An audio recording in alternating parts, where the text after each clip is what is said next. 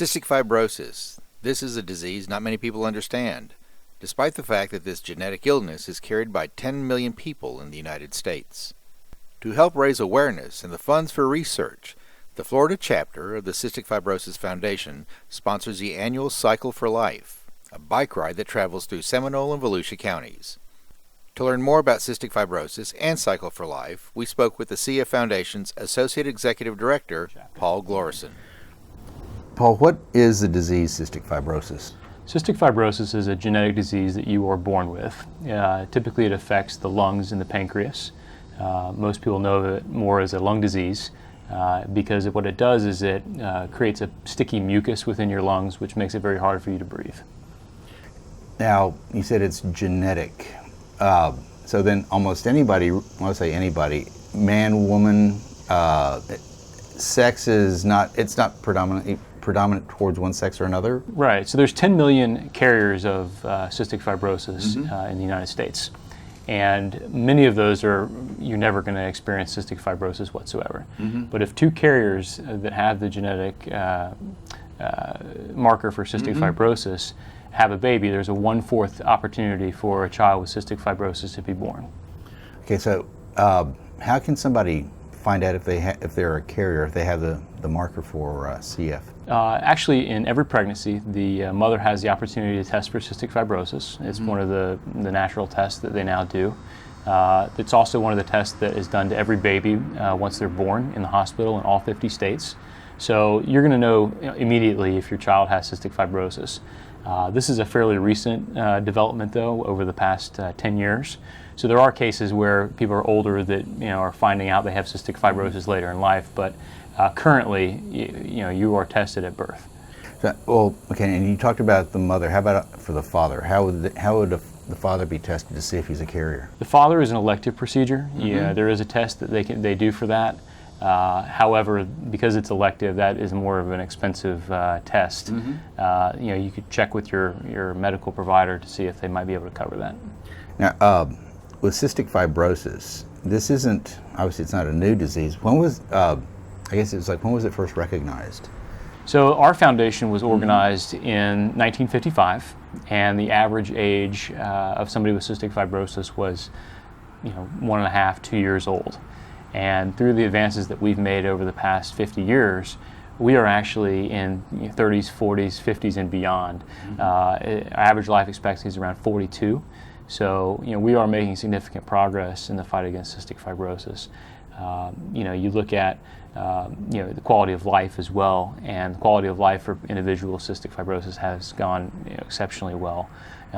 We actually do a charity bike ride through the Volusia County area in October, and there actually will be people that ride 32 to 65 miles with cystic fibrosis. So it's a pretty impressive feat for somebody with such a debilitating disease. Now, with CF, are there different levels? Because you kind of make it sound like, yes, you may have it, but you can still, there are certain things you can do, or is it like once it starts, is there like a progression with it as well?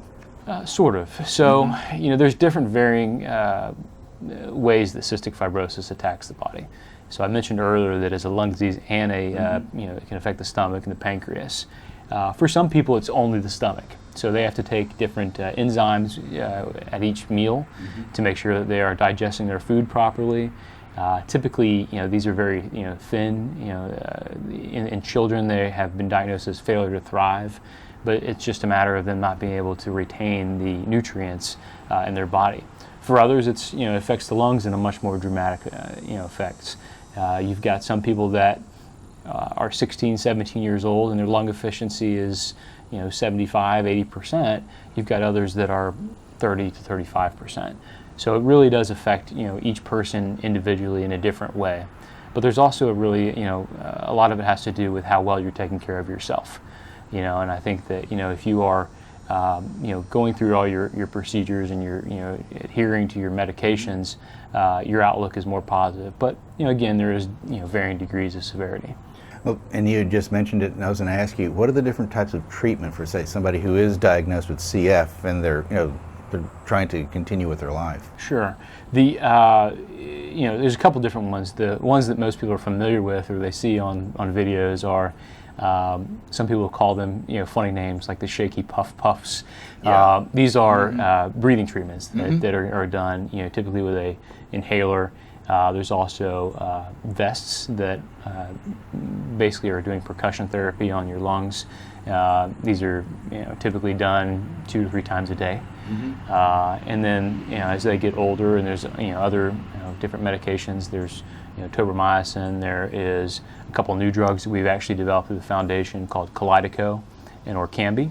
And these are the first to affect the genetic underliers of cystic fibrosis. So you've got an opportunity here within the next probably 10 to 15 years to cure cystic fibrosis if everything goes the way we expect it to. Now, you'd mentioned earlier, if we could kind of, not so much expand on it, but just kind of help clarify. When you look at the general population, is there an idea, or do you have a guesstimate about how many people out of the general population may be suffering from CF? There's roughly 30,000 Americans that have cystic fibrosis currently. Okay, and but like you said, that also does not include people who may be carriers or people who may have it, they just don't exhibit any of the symptoms. They're symptomless carriers, right? So, there really is, there's no difference, between anybody that has those, that is a carrier. You can be a carrier and, you're going to have a normal life. Now, with the foundations, the Cystic Fibrosis Foundation, tell me about the foundation. What's its history? Yeah, so I mentioned earlier, we were founded in 1955. A dedicated group of parents began our organization, and we have always been a fairly small organization. But we, in the early 1990s, we embarked on a new kind of way of doing things, what we call venture philanthropy, and that is because it's such a small population of people with cystic fibrosis. It typically is not something that drug companies are going to make a whole lot of money with. So it's called an orphan disease. And what we did is we raised money, and then we have invested money into drug companies to do R&D.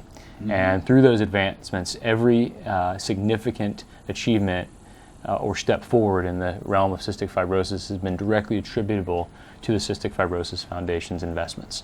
So, I can positively say that, you ask about a charity and, are they accomplishing their mission? This is one where we are putting our money where our mouth is. Despite the medical challenges, it is possible to lead an active and energetic life. Jillian Novick was diagnosed with cystic fibrosis immediately after she was born. Within 18 hours, they told us, hey, your daughter is showing signs, one of the nurses there, and they immediately took Jillian with my wife there in the hospital. I mean, this is supposed to be a bonding moment that they left Shelley at Altamont, and they took Jillian to Orlando. And Jillian was diagnosed with cystic fibrosis at birth. It's impacted us more or less time, the average family will come home and, hey, let's go here, let's go grab some ice cream, or let's go see a movie. I mean, she's got maintenance to keep her health up to date. I mean, we've got daily maintenance. She does her breathing treatment. She takes medicine. Every time she eats, she's got to take the medicine to help her body digest food, because having cystic fibrosis, her body does not absorb fats. So not only does cystic fibrosis affect the lungs, it also affects the pancreas and the digestive tract. But other than that, she comes home and does schoolwork. But naturally, at night, she's got to do her breathing treatments, and she does 3 treatments. But that's on a good day. On a bad day, when her lungs get filled up with mucus, she could do that up to 4 times a day. She could get up at 4 in the morning, do her treatment, get ready for school, go to school, come home from school, do it right afterwards, and then maybe twice before bedtime. So, I mean, she does have some restrictions, but it's all intent to keep her healthy. Now, and I don't know if you would know the answer to this, but you described that Jillian has good days and she has bad days. Is there anything that might precipitate a bad day that you would know? Okay, whether there's like a lot of pollen or the weather's a certain way. Are there any markers for a bad day, or does it'll just happen? Not necessarily. It can be seasonal. Like the average person would get a sinus infection in the fall and in the spring. Well, that affects the upper mucous membranes. And then what happens is that bacteria that postnasal drip will drip down, and naturally it's bacteria. A lot of the bacteria in the body comes through the nose, and a lot of people don't know that, and then eventually work its way down to her lungs, and that's when we really have to be aggressive to get rid of that bacteria. Now, even though she, like you said, she has good days, she has bad days, from what you're telling me, that hasn't stopped Jillian from being a typical teenage girl who wants to be active. Not at all. I mean, she's very active with the YMCA here in Deltona. Last year she played soccer. She enjoyed it. And this past season she played volleyball. But that's good for her because we need her to exercise. We need her to run. We need her to run. And because what that does is it gets rid of that mucus in her lungs where she could cough it up and get rid of it. Because her mucus is a lot stickier than the average person. That's interesting. I'm going to ask you to expand on it just a little bit, but what you're saying, the more active, because I guess somebody would think that, okay, if you move around too much, if you're too active, you might become short of breath, but you're saying actually it's just the inverse because you are providing that movement and that activity. What cystic fibrosis does is when her lungs get full of bacteria, it causes the infection. We want to get rid of that infection. Where the average person, 14 days on some medicine, I'm good to go. She's on it for about 28 to 30 days. 2 more weeks longer than the average person because they want to get rid of it. But where the activity comes into play is it gets those lungs moving. It strengthens the lungs, and she'll cough out that mucus. Okay. So I mean, besides she runs, she rides a bike, she likes fishing. I mean, she is your average teenage girl. I mean, she loves her country music. I mean, I'll hear her in the bathroom in the morning singing away, but she's an average teenage girl, Cool. Now, something that your wife had mentioned, and when I spoke with the guy with the foundation, at the time or before Jillian was born, that there weren't any there weren't any tests to find out, who would be a carrier for this gene. And as it turned out, your wife's carrier and you're a carrier. How have things progressed since then? Things have changed since then. Back in 2001, I had no clue. My wife Shelley had no clue that we were carriers of the cystic fibrosis gene. We knew nothing about cystic fibrosis when Jillian was born, so it was like a whirlwind. Now they actually test the mom who is pregnant for cystic fibrosis. So that way, if the test comes back positive, they can put that mom in a correct hospital so they can treat the baby right away. Okay, so right after birth, then the treatment can begin instead of yes, because years ago, when they didn't know about the genes and what genes caused it, nobody knew. You've got a sick child. You've got a sick child. 30 years ago, they had no clue. And now with science and technology and donations and fundraising events, they put this money towards science to get Jillian new medicines and keep her healthy. I mean, we're at state-of-the-art medical. Now is we're really progressing in the science end of medical. Every doctor visit we take her to quarterly, we track what her health is, what her PFT is, her pulmonary function tests, and she'll do those with her pulmonologist to see how much capacity is in her lungs. But we'll write everything down in a book from the day she was born, every medication, her weight, her height, because it really comes in handy to track everything. And not only us right now, but this will be good for Jillian to look back on when she's older. Oh yeah, back on this specific date, I was on this medication. So it's a real good tool to write down your stuff. You know, they say the world's smartest brain is a pencil. You know, so but it's real informative for us.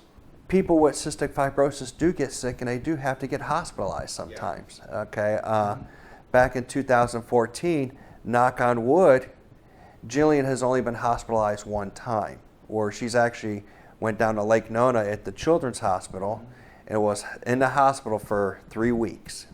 All right, so that's driving from Deltona to Lake Nona back and forth, switching hours with mom. And what they actually had to do is give her antibiotics intravenously to get rid of the bacteria in her lungs. They actually did more chest compressions to clear the mucus, and they did a bronchoscopy where they actually had to go in there and clean out her lungs, take a sample of the mucus, and test it to see what kind of bacteria was so they know how to treat it. Years ago, in Australia, there was a surfer with cystic fibrosis. Nobody could figure out why this gentleman wasn't getting sick. Well, come to find out, salt water. They've found out that science, the salt in the salt water, thins mucus in the lungs. So technically, one of her treatments every night is that she breathes in saline solution, which in turn thins her mucus, and she'll be put on her vest to expel it, and that's one of her treatments. I mean, right here, we're so close, you know, and it was discovered. And then I do this one treatment, and it's like a breathing treatment, like a puffer. And then I go to school at like 6:50 in the morning, and then I go through 7 periods and an hour lunch. Then during lunch, I take my medicine, but then after school, I go home and do a few chores, and it's like around 2 o'clock. And then I will do treatment before bed, and that consists of like a vest which shakes up the mucus, and 2 different breathing treatments, which is the salt, which is saline, and then like a pulmazine, which thins the mucus out, which is easier to cough up. Okay. Now, you're involved with sports also. What's it like playing soccer? I mean, first of all, what position do you play? I play defense a lot, and then I also play volleyball, and that you just rotate, so I don't have a position, but I don't like get out of breath or nothing. It's just like normal, like if I was a normal kid. Yeah, I joined Girls on the Run in 8th grade, but now they call it Heart and Soul, and at the end of the season, we do a 5K with all the girls, but each week, it's twice a week, and you add up to be able to run a 5K.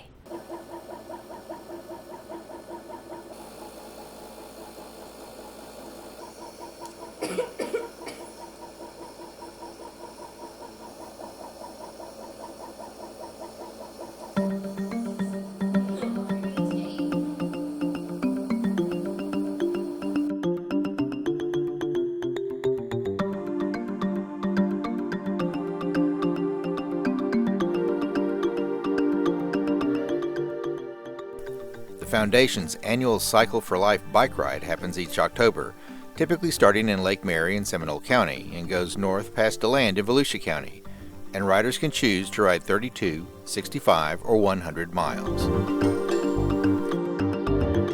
The reason that we thought this was such a good fit for our organization is that, you know, if anybody's gone, you know, for a little bit of a bike ride, they know that it's a great workout. You know, it's a great way to exercise your lungs and exercise your body. And so, you know, considering the nature of cystic fibrosis and being, you know, partly a lung disease, you know, this makes a lot of sense. You know, and so we challenge people to make every breath count, to challenge themselves to put those miles in. We have, the way it's structured is that you would ask other people to support you to accomplish this goal of either riding 32, 65, or 100 miles. And, you know, you raise money on behalf of the foundation, you know, to accomplish those goals. What is, I guess, like the attendance or the number of people who will ride? Typically we have between 300 and 350 riders. Okay. And each one of them, you know, sets their goal ahead of time and tries to accomplish that. So do they all, like, everybody leaves at one time from Lake Mary? We do. Registration, will begin around 7 a.m. and then 8 o'clock we roll out. So we do a slightly staggered start so that you're not running. If you're a 32-mile, if you're a 32-mile rider, you're not going to be riding with a 100-mile rider. We do about 10 minutes between each route distance. And I guess it's like up to the individual rider. They determine how far they want to go. Exactly, and it's a fully supported ride, which means that if they get a flat tire, we have a bike shop there to help out and help you get back on the road, keep going. There's also rest stops that you can stop at and get different food items, snacks, re-energize. So we do try to make it as fully supported as possible. Typically, about how much money does the bike ride raise, when you look at everything that you guys do throughout the year? Sure. Typically, the Cycle for Life event raises over $100,000 annually in support of the Cystic Fibrosis Foundation. The route takes riders along Lake Monroe and then turns north through Deltona with a rest stop at the Lake Butler Skate Park. At our skateboard park on Cortland Boulevard, the city co-sponsors a pit stop there. They're able to have volunteers work that pit stop and get refreshments and drinks for the riders, because they ride all the way up to Pearson and then back to Lake Mary again. So it's about a halfway point for them. Okay. Now, with cystic fibrosis, as far as the visibility of this disease and getting people, making them aware of it, your thoughts? Well, anytime the city or my office can do something to help raise awareness that affects our population, and there's over 30,000 people in the United States, 70,000 worldwide, that are afflicted with cystic fibrosis. My own cousin lives here in Deltona and is afflicted by it. So this is a disease that I'm familiar with in my own family. It's a genetic disease, and the money raised from this bike ride will help support those families as they go through this event with their child or their loved one, and it helps raise money for education, promoting information. Some people have this disease, don't even know they have it. It is genetic based, so they can go through a large portion of their life and not have any symptoms or realize they have symptoms. It's a respiratory disease that causes severe infection in the lungs and makes it difficult for people to breathe.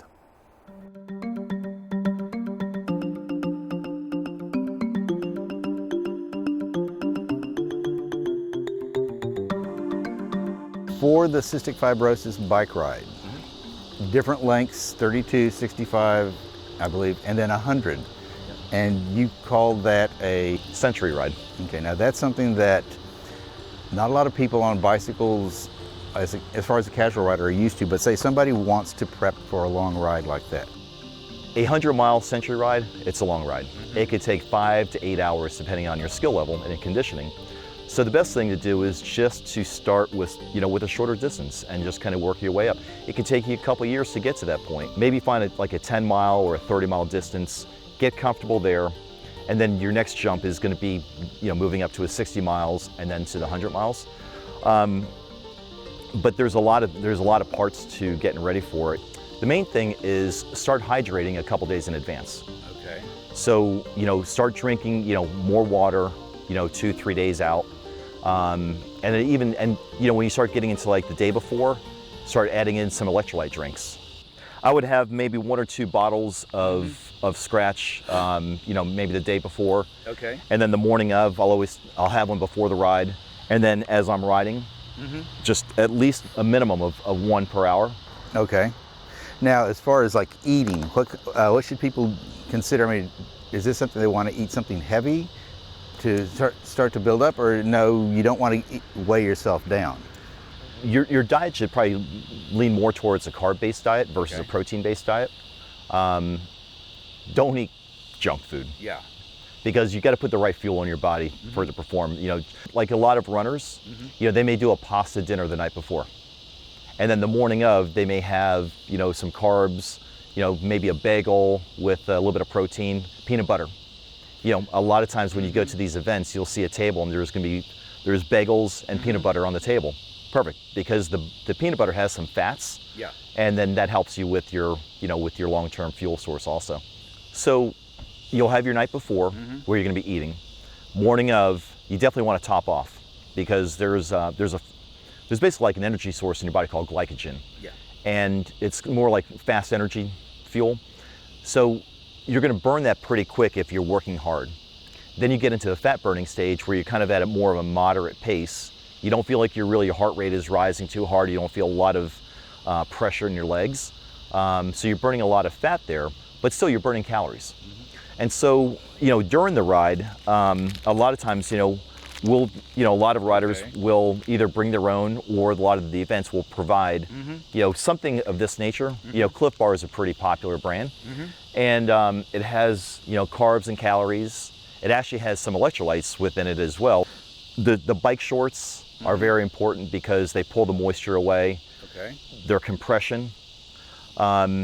There's it's called a chamois. So it's kind of like a pad that's inside. So when you're sitting on these little seats, it has a little bit of a pad there so that, it feels a little bit better than just sitting on it with just, with nothing on underneath. The jersey is kind of the same thing. It's a different material, but they both do the same thing where they're pulling the moisture away from you. Because you want this to kind of, even though you're sweating, the heat's going to pull the moisture away. So your jerseys will be wet, but they're only going to get wet to a certain point. Whereas like with a cotton shirt, it feels like it's going to gain, I'm going to guess maybe a pound of extra weight there. This is going to still stay pretty light. Okay, so that's preparing your body. Yes. And your clothes. How do you prepare your bike? What I would recommend is, before you're going to do any event like that, is bring it to a bike shop. Let the professionals take a look at your bike, because there's a lot of different things. The most important thing is going to be your tires and your tubes. So inside this tube or tire here, there's a tube, and making sure that you have the proper air pressure, but making sure, especially if you haven't ridden for a while, the tires can get dry rotted. But even what we do, even though we ride a lot, we're going to go through and look at our tires and make sure there's not a piece of glass that's stuck in it, because it may be sitting here, and then when you're riding it, it pushes through and hits your tube, and then you get a flat. And so, getting your tubes and tires checked. You have a lot of cabling, so you have your brakes here. You've got the cables here that run all the way up here to where you're changing your gears, and with the brakes. So the mechanics at the bike shop, they're going to check all this information for you. This is where the gears are shifting between, this is your derailleur. So they're going to go through, and as you change your gears and you're pedaling, you really shouldn't hear any noises. Don't be afraid of a little bit of muscle soreness and being tired, because your body's going to recover. And the main thing is eating and drinking properly, immediately after. So what I would recommend is having some chocolate milk at the house, or bring a cooler with you, put it in the car, and then have a glass of chocolate milk. That's going to help you with proteins and calories and carbs as far as replenishing your muscles. And then try to get something more carb-based, for as far as a meal. To find out more about cystic fibrosis and how you can volunteer, visit the Foundation's website, www.cff.org.